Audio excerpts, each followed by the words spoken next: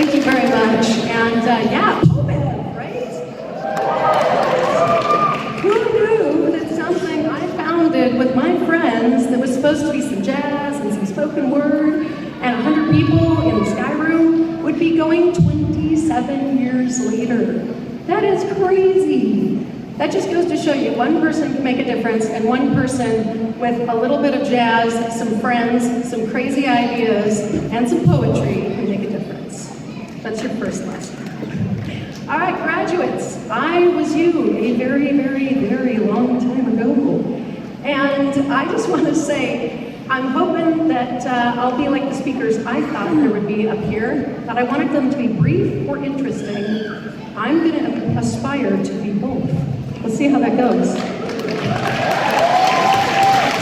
And I will say some lessons, I will say some stories, but your first lesson is if you have to stand a long time, make sure you wear comfortable shoes, and if you wear comfortable shoes, make sure they are sparkly. That's your first lesson. But now for some stories. And this is the coolest thing of all. As far as stories, I never did see a horse climb a tree until that day. That's how my dad started a story. I never did see a horse climb a tree until that day. A beautiful autumn day in Leadore, Idaho. My dad was a master storyteller, and he knew you never start a story at the end. You never start at the beginning. You start it in the middle, because the middle is the most interesting. And you, my friends, are in the middle. You are not at the end, you're not at the beginning, but you're definitely in the middle, and the middle is the most interesting. Now, I'm a little farther along than you, but I'm not at the end yet either. However, I do hope there are a couple things from my story that I can impart to you that might help you navigate your path just a little bit better. So I'm going to tell you all about 3 middles in my life. The first one, a toddler in traffic. Yeah, that's what my friends called me when I went to Hollywood, right after Utah State. A toddler in traffic. It was 1996, and I decided to go bright lights, big city. I wanted to work in the movie industry, and I wanted to be a producer. Wow. Well, the good news is, I did take my journalism degree, and I did go to LA, and I did work in the movie industry. I met famous people, I went to the Oscars, I went to the Cannes Film Festival. It was everything I wanted. Or was it? Because I'll tell you what, I didn't really know what I was doing. And I certainly didn't understand the game that was supposed to be played. I also didn't know my skill set, my superpower. I was just a little bit lost. I really was that Idaho Falls girl who was a toddler in traffic. And so my first lesson, after I was jealous of all those people who knew how to navigate their way through this world, was that if you do not discover your superpower, you will always be jealous and restless. If you make it your mission to understand your superpower, you'll be a better person for it. My second middle, who told you you could do that? It was the .com era, the first one, way back when, in 1999 and 2000, and I was a VP of an internet company. Woo-hoo. And I finally produced something. I produced the Interactive Lounge at the Sundance Film Festival, the largest, and I believe still to this day, non-officially sponsored event that has ever taken place at the Sundance Film Festival. Yeah, and they were not happy. So I still remember the head of Sundance walking into the Interactive Lounge and saying, "Who told you you could do this?" And I said, "You know what? You can't own a week."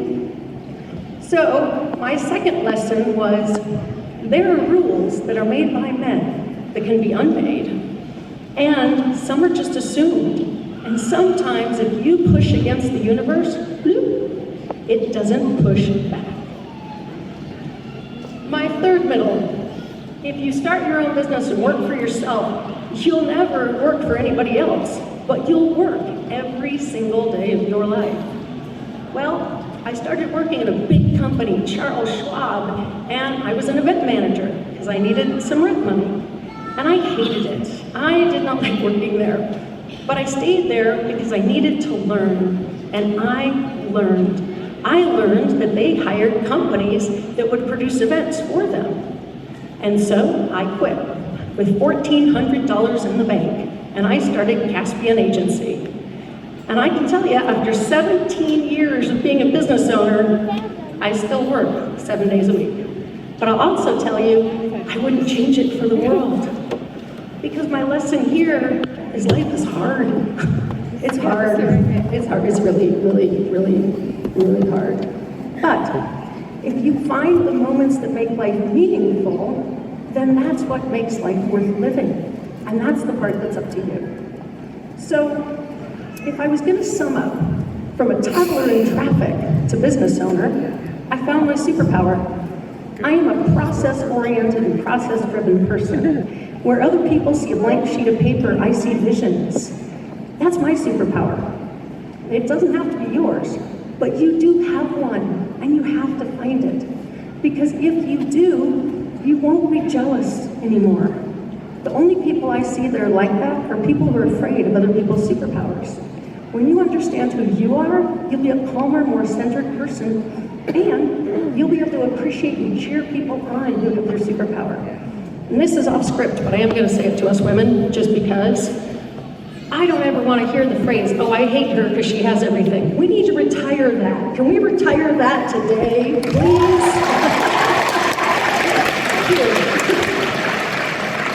Because when you know your superpower, there's an abundance of thinking that no one deserves that type of hate.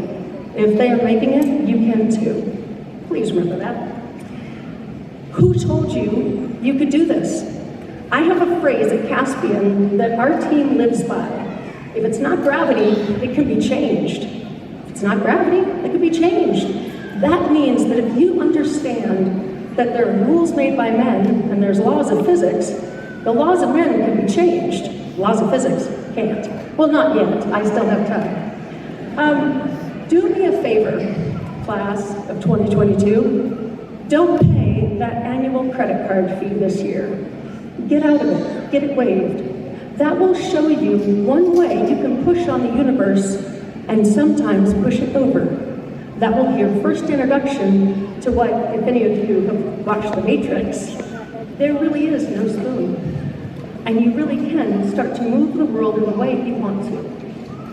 My last one. If you go into business, you won't work for someone else, but you'll work every day of your life. Well, I would amend that to, you might be cheated on, you might have employees embezzle, you might be screamed at by clients. All of those things have happened to me. But you'll also live a life beyond your wildest dreams. And if you get to do that, you'll know that life is hard, but you'll also know it's up to you to find the joy bubbles. Those little bubbles that, while fleeting, are those victories that make life worth living through the hard stuff. And I don't know if any of you have seen the movie Blade Runner. Maybe just my older folks. Thank you. Young people, you should watch it too. Thank you, from the back. But there is a great moment. It's about a clone being hunted by a human. And the clone, of course, they don't live, they need to be killed. They don't understand what it's like to be human. And so the clone, at the very end of the movie, when he's about to die, and Harrison Ford's character is there, Decker, right, looking at him. And the clone tells his speech, which is very famous, very short speech. And if I mess this up, I know that 1 million sci-fi fans will come and kill me. So I'm going to read it. Because he says to him right at the end that he lived more than him. I've seen things you people wouldn't believe. Attack ships on fire off the shoulder of Orion. I've watched sea beams glitter in the dark near the Tannhäuser Gate. It's not very long, but what he says means he lived. He lived a life. And I will tell you, these lessons have helped me live a life more than my wildest dreams from Idaho Falls. I haven't seen sea beams, but I have been stuck in England when there was an Icelandic volcano going off and our conference people were stuck there.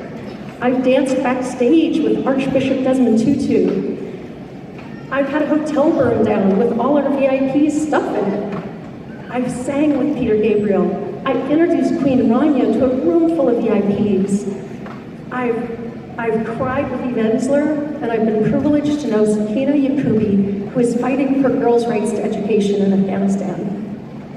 None of these things would have been possible if I didn't understand and find my superpower, if I didn't know life was going to be really hard, and if I refused to let anything but gravity hold me back. As you ponder your middle, I know you don't know everything that's going to happen, and there's going to be a lot of middles along the way, but that's what makes it interesting. And I hope that this middle is just your beginning. Congratulations, class of 2022.